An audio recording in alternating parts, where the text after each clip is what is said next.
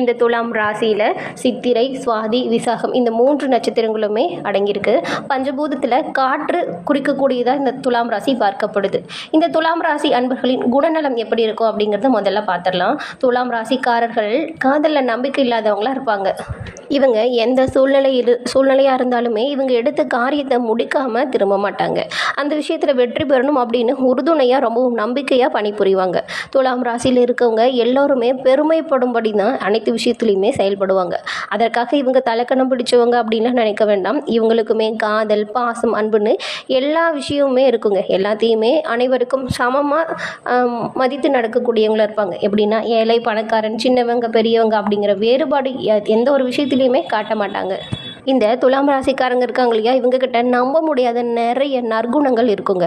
எல்லா இடத்துலையுமே அவங்க சமூக அக்கறையோடு இருக்கிறத நாம் பார்க்க முடியும். அதே போல் தான் எல்லோருக்கிட்டையுமே ரொம்பவும் இயல்பாகவும் எளிமையாகவும் பழகும் குணத்தாலேயே சுற்றி இருக்கக்கூடிய அனைவருக்குமே ஒரு பிடித்த நபராக இந்த துலாம் ராசியை சேர்ந்தவங்க விளங்குவாங்க. இவ்வளவு சிறப்பான குணம் படைத்த துலாம் ராசி அன்பர்களுக்கு உங்களோட வாழ்க்கையில் இதுவரைக்கும் ஏற்பட்டிருந்த பிரச்சனைகளின் விளைவுகள் உங்களை தொடராமல் இருக்கவும், வரக்கூடிய காலகட்டத்தில் ஏற்படும் காரிய தடைகளால் உங்களுக்கு எந்த ஒரு பாதிப்பும் ஏற்படாமல் இருக்க நீங்கள் பரிகாரமாக காரைக்குடிக்கு அருகில் இருக்கும் குன்றக்குடி மலை மீது ஏறி வீற்றிருக்கும் முருகப்பெருமானை வழிபட்டு வருவதன் மூலம் உங்களோட வாழ்க்கையில் ஏற்படும் காரிய தடைகள் அனைத்தும் காணாமல் போகும். அது மட்டும் இல்லாமல் கந்த சஷ்டி கவசமத்தை தினமும் உங்களோட வீட்டில் பாராயணம் செய்யுங்க. செம்பருத்தி கன்று நட்டு பராமரிங்கள். மனநிலை பாதிக்கப்பட்டவங்களுக்கு இந்த எல்லாமே ரொம்பவும் நல்ல சிறப்பான பலனையுமே கொடுக்கும். அது மட்டும் இல்லாமல் குன்றக்குடி முருகன் அருளால் உங்களோட வாழ்க்கை வளமானதாக மாற நாங்கள் வாழ்த்துக்களையும் தெரிவிச்சுக்கிறோம். உங்களுக்கு முருகப்பெருமான் பிடிக்கும் என்றாலும் ஓம் சரவண பவ முருகா போற்றி அப்படின்னு 3 முறை பதிவிடவும் செய்யுங்க கமெண்ட் பாக்ஸில். அந்த அறுபடை முருகன் அருளால் உங்களோட வாழ்க்கையில் நடக்கிறது எல்லாமே நல்லதாக நடக்குங்க. துலாம் ராசியை பொறுத்த வரைக்கும் உங்களோட ராசிக்கு 3வது வீட்டில் சந்திரன் இருக்கும் பொழுது இந்த 2025 ஆண்டு பிறக்குதுங்க. இதன் மூலம் நீங்கள் திட்டவட்டமான எந்த ஒரு முடிவுகளுமே தைரியமாக எடுப்பீங்க. எதிர்பார்த்து காத்திருந்த தொகையுமே உங்களோட கைக்கு விரைவில் வந்து சேரும். அது மட்டும் இல்லாமல் இதுவரைக்கும் உங்களை தொல்லை தந்துட்டு வந்திருந்த எதிர்ப்புகள் அனைத்தும் காணாமல் போகும். தள்ளி போன வழக்கில் தீர்ப்பு உங்களுக்கு சாதகமாக அமையும். சிலர் எல்லாமே புதிய வீடு கட்டுவதற்கான வாய்ப்பும் இந்த வருடம் உங்களுக்கு உண்டாகும். ஒரு சொத்தை விற்று மறு சொத்து வாங்க வேண்டியதாக இருக்கும். உங்களுக்கு பிடிச்ச நிலத்தை உங்கள் பெயரிலேயே பதிவு செய்யும் வாய்ப்புமே கிடைக்கும். எதிர்பாராத பணவரவு இந்த வருடம் உங்களுக்கு உண்டாகும் அப்படின்னே சொல்லலாம். சாதாரண நிலையில் இருந்தவங்களுக்கு நல்ல ஒரு உயர்ந்த நிலைக்கு செல்வதற்கான ஒரு முன்னேற்றம் உண்டாகும். தன்னம்பிக்கையோடு செயல்படுவீங்க. எந்த ஒரு பிரச்சனையாக இருந்தாலும் கவலைப்படாதீங்க. இந்த கிரக நிலைகள் எல்லாமே உங்களுக்கு கடந்த காலத்தில் பட்ட கஷ்டங்களுக்கு பலனாக வந்திருக்கு அப்படின்னே சொல்லலாம். ஏன்னா எந்த ஒரு விஷயமா இருந்தாலுமே நீங்கள் தன்னம்பிக்கையோடையும் புது தெம்பு தைரியத்தோடையுமே செயல்படுத்துவீங்க. உங்களோட நிர்வாக திறமை அப்படிங்கிறது எல்லோராலையுமே போற்றப்படும் வகையில் அமையும். ஏன்னா நிறைய குழப்பங்கள், கஷ்டங்கள், தூக்கம் இல்லாமல் கடந்த காலத்தில் ஒரு 2-3 வருஷமாகவே ரொம்பவும் துன்பத்தை அனுபவிச்சுட்டு இருந்த இந்த துலாம் ராசி அன்பர்களுக்கு இந்த குழப்பங்கள் எல்லாமே தீர்ந்து ஒரு சிறப்பான வாழ்க்கை வாழ்வதற்கான வாய்ப்பை இந்த வருடம் உங்களுக்கு ஏற்படுத்தி கொடுக்க போகுது. இனிமேல் வரக்கூடிய காலகட்டங்களில் எந்த ஒரு குழப்பமே இல்லாமல் பெரிய முடிவுகளை கூட ரொம்பவும் சாதாரணமாக எடுத்து திறம்பட செயலாற்ற போறீங்க. அவ்வப்போது சின்ன சின்ன கருத்து வேற்றுமைகளால் கணவன் மனைவிக்குள்ள சலசலப்பு வரக்கூடும். கவனமாக வார்த்தைகளை கையாளணும். குடும்பத்தில் இருக்கிறவங்க உங்களோட ஆலோசனைகளை ஏற்று நடப்பாங்க. குழந்தை இல்லாத தம்பதியருக்கு இந்த வருடம் வாரிசு உண்டாகுங்க. அக்கம் பக்கத்தில் இருக்கிறவங்க கிட்ட கொஞ்சம் அனுசரணையாக நடந்துக்கோங்க.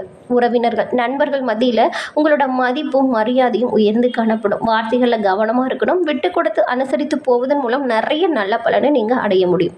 புத்தாண்டின் தொடக்கம் உங்களோட ராசிக்கு 12ல் கேது தொடர்வதால் நீண்ட நாட்களாக போக நினைத்த குலதெய்வம் கோவிலுக்கு உங்களோட குடும்பத்தோட சேர்ந்து சென்று நேர்த்திக்கடனை செலுத்தும் வாய்ப்பும் அமையுங்க. இந்த வாய்ப்பெல்லாம் கட்டாயம் துலாம் ராசிக்காரங்க தவற விடவே கூடாதுங்க.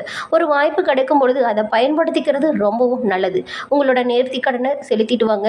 நல்ல ஒரு முன்னேற்றமான சூழல் தொடர்ந்து உண்டாகி வரும். ராகுவும் உங்களுக்கு 6ஆம் வீட்டில் நிற்கிறதுனால மறைமுக எதிரிகளால் ஆதாயம் பெறுவீங்க. சொந்த பந்தங்கள் மதிக்கிற மாதிரியான செயல்கள் செய்வீங்க. பொது விழாக்கள், சுப நிகழ்ச்சிகளில் முதல் மரியாதை உங்களுக்கு கிடைக்கும். பால்ய நண்பர்களுமே உங்களுக்கு உதவியாக இருப்பாங்க. அல்லது ரொம்ப நாளாக பார்க்காம இருந்த பால்ய நண்பர்கள் உங்களுக்கு இப்போ அறிமுகமாகும் வாய்ப்புமே அமையுங்க. இந்த வருடம் உங்களுக்கு கேது லாப வீட்டில் அமர்வதால் செல்வாக்கு அப்படிங்கிறது உயர்ந்து காணப்படும். கௌரவ பதவிகளுமே தேடி வரும் வாய்ப்பும் அமையும். உங்களுக்கு ஷேர் மூலம் நல்ல ஒரு வருமானம் அதிகரித்து காணப்படும். ஆனால் ராகு 5ஆம் வீட்டில் நிற்கிறதுனால உங்களோட பிள்ளைகளால் கொஞ்சம் அலைச்சலும் செலவுகளும் அதிகரித்து காணப்படும். அதனால் பிள்ளைகள் விஷயத்தில் நீங்கள் கவனமாகவும் பொறுப்போடையும் நடந்துக்கோங்க. அவங்க கிட்ட படிப்பு விஷயமா முக்கிய பிரமுகரை சந்தித்து நீங்கள் முக்கிய முடிவு எடுப்பீங்க. இந்த துலாம் ராசியில் உள்ளவங்களுக்கு உங்களோட மகளின் திருமணத்திற்காக வெளியில் கடன் வாங்க வேண்டிய சூழ்நிலை வரும். மகனோட நட்பு வட்டத்தை நீங்கள் கண்காணிக்கிறது ரொம்பவும் நல்லது. பூர்வீக சொத்து பிரச்சனை தொடர்பாக உங்கள் கூட பிறந்தவங்களை கலந்து நீங்கள் ஆலோசனை செஞ்சுட்டு முடிவெடுங்க. நீங்களாக எந்த ஒரு முடிவுமே தனித்து எடுக்காதீங்க. அதன் பிறகு கர்ப்பிணிகள் பயணங்கள் தவிர்த்தாவே ரொம்பவும் நல்லதாக இருக்கும். இந்த வருடம் உங்களுக்கு குரு உங்களோட ராசிக்கு 8ஆம் வீட்டில் இருக்கிறதுனால வீண் அலைக்கழிப்புகள் அவ்வப்போது வந்து சேரும். உங்களோட பிள்ளைகள் பிடிவாதமாக இருப்பாங்க. பூர்வீக சொத்து சம்மந்தப்பட்ட வழக்குகளில் தீர்ப்பு கொஞ்சம் தாமதமாக வரக்கூடும். மனதில் இனம் புரியாத கவலைகள் வந்து போகும். தன்னம்பிக்கை குறைவதற்கான வாய்ப்பு இருக்குது. ஆனால் உங்களுக்கு இருக்கிற புது தைரியத்தால் அனைத்து பிரச்சனைகளையுமே தோற்கடிச்சிடுவீங்க. திடீர் பயணங்கள் செலவுகளால் திணற போகிறீங்க. இந்த செலவுகள் திடீர்னு வரக்கூடும் அப்படிங்கிறதுனால இந்த தொழில் வாய்ப்புகள் எல்லாமே உங்களுக்கு சிறப்பான பலனை கொடுக்குதுன்னு சொன்னோம் இல்லையா? அப்போ பண வருமானம் வரும்போது எதிர்காலத்திற்காக சேமிப்பு தொடங்குறது ரொம்பவும் நல்லதாக இருக்கும். தங்க நகைகளை இரவல் வாங்கவோ இரவல் கொடுக்கறதோ தவிர்த்துடுங்க. அதுவுமே நல்லதாக இருக்கும். ஏன் இப்படி சொல்கிறோம் அப்படின்னு பார்த்தா, உங்களோட ராசிக்கு 9வது வீட்டிலேயே குரு பகவான் அமரும் பொழுது ஆடம்பர செலவுகள் வருங்க. இந்த ஆடம்பர செலவுகளை குறைச்சிட்டு நீங்கள் சேமிக்க தொடங்குனீங்கன்னா ரொம்பவும் இக்கட்டான சூழ்நிலையில் அந்த பணம் உங்களுக்கு பேருதவியாகவே அமையும். குடும்பத்தில் மகிழ்ச்சியான நிலை உண்டாகும். முக்கிய பிரமுகரின் வீட்டு விசேஷத்தில் கலந்துக்கிட்டு நீங்கள் அவங்க கூட இன்னுமே நெருக்கமாகும் வாய்ப்பும் இருக்கும். இவர்கள் மூலியமே உங்களுக்கு சிறப்பான பலன்கள் சாதகமாக அமையுங்க. திருமணம், சீமந்தம், கிரகப்பிரவேசம் போன்ற சுப நிகழ்ச்சிகளால் உங்களோட வீடு களை கட்டும். வீட்டில் கூடுதலாக ஒரு தளம் அல்லது அறை அமைக்கும் முயற்சிகள் பலிக்குங்க. தந்தையுடனான இருந்த மோதல்கள் காணாமல் போகும். அவருக்கு இருந்த நோய் தொந்தரவுகள் இருந்துமே அவர் விடுபட்டு மாத்திரை மருந்து விஷயத்திலிருந்து நீங்குவார். இந்த ஆண்டு தொடக்கத்தில் சனி பகவான் 5ஆம் வீட்டில் தொடர்வதால் பிள்ளைகள் உங்களை புரிஞ்சுக்கிட்டாலுமே அவங்களோட நடவடிக்கை உங்களுக்கு பிடிக்காதுங்க. உயர்கல்வி, உத்தியோகத்தின் பொருட்டு பிள்ளைகள் உங்களை பிரிவாங்க. தாய்மாமன் வகையில் செலவுகள் அதிகரிக்கும். சின்ன சின்ன மனஸ்தாபங்கள் வந்து போகும். அதன் பிறகு எதிர்பாராத பணவரவு, திடீர் ஓகமும் உண்டாகும் ஒரு சிறப்பான வருடம் தாங்க. சமூகத்தில் பெரிய பெரிய அந்தஸ்தில் இருக்கிறவங்க கூட நட்பு, வாகன அமைப்பு போன்ற சுக பலன்களுமே கிடைக்குது. அதனால் வரக்கூடிய சின்ன சின்ன விஷயத்தை நினச்சி ரொம்பவும் மனதை போட்டு குழப்பிக்காதீங்க.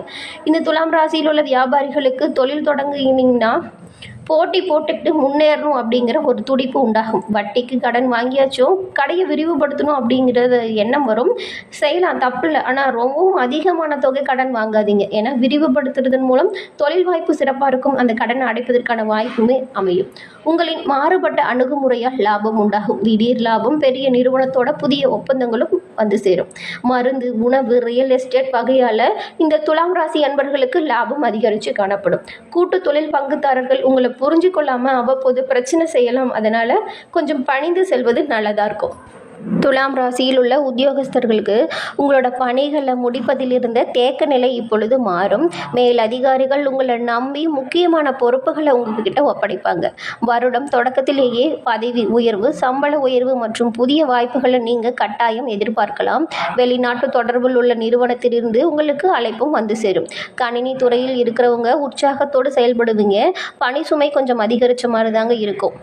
துலாம் ராசியில் இருக்கவங்களுக்கு இந்த வருடம் எடுத்த காரியங்களை அனைத்துமே வெற்றிகரமாக நடத்தி முடிப்பதற்கான தெம்பும் தைரியமும் உண்டாகும். அஷ்டமத்தில் குரு, 5ல் சனி, 6ல் ராகு என்ற கிரக அமைப்பில் புத்தாண்டு உங்களுக்கு பிறந்திருக்கு. மார்ச் மாதம் சனி 6ஆம் இடத்திற்கும் குரு 9ஆம் இடத்திற்கும் ராகு கேதுக்கள் 5, 11ஆம் இடத்திற்கும் மாற இருப்பது உங்களுக்கு அதிர்ஷ்டமான அமைப்பை உண்டாக்கி கொடுக்குது. கடந்த காலத்தில் பட்ட துன்பங்களுக்கு மருந்தாக கிரக பயிற்சிகள் உங்களுக்கு அமைஞ்சிருக்கு அப்படின்னே சொல்லலாம். குடும்பத்தில் புது மகிழ்ச்சி பிறக்கும். சுப காரியங்கள் நல்ல விதமாக உங்களோட வாழ்க்கையில் நடக்கும். பழைய கடன்களை அடைப்பதற்கான வாய்ப்புகள் உண்டாகும். பூர்வீக சொத்துல இருந்த வம்பு வழக்குகள் தீரும். தொலைதூர பயணங்கள் உங்களுக்கு பலன்களை கொடுக்கும். பட்டம், பதவிகள் உங்களை தேடி வரும். சுப காரியங்களை நீங்கள் முன்னின்று நடத்தி வைப்பதற்கான வாய்ப்புகள் அமையும். உங்களோட உறவினர்களே ஆச்சரியப்படும் விதத்தில் உங்களோட வாழ்க்கை அமையும். படிக்காதவங்களாக இருந்தாலுமே கம்ப்யூட்டர் மற்றும் ஸ்மார்ட் போன் ஆகியவற்றை சிறப்பாக பயன்படுத்தும் திறமையை இந்த வருடம் வளர்த்து கொள்ள போறீங்க. துலாம் ராசி அன்பர்களுக்கு பிறந்திருக்கும் புத்தாண்டு பல வகையிலுமே சிறப்பான யோகத்தை கொடுக்கும் ஆண்டாக இந்த ஆண்டு அமைஞ்சிருக்கு. இந்த பதிவில் கூறின கருத்துக்களும் தகவல்களும் நீங்கள் பயன்பெறும் வகையில் அமைஞ்சிருக்கும்னு நினைக்கிறோம். இந்த பதிவு பிடிச்சிருந்தா லைக் பண்ணுங்கள், ஷேர் பண்ணுங்கள், கமெண்ட் பண்ணுங்கள். நம்மளோட சேனலை நீங்கள் இப்போ தான் ஃபர்ஸ்ட் டைம் பார்க்குறீங்கன்னா மறக்காமல் சப்ஸ்கிரைப் பண்ணி வச்சு கூட வர பெல் ஐக்கானையும் கிளிக் பண்ணி வைங்க. தொடர்ந்து பார்த்தமைக்கு நன்றி நண்பர்களே. நன்றி, வணக்கம்.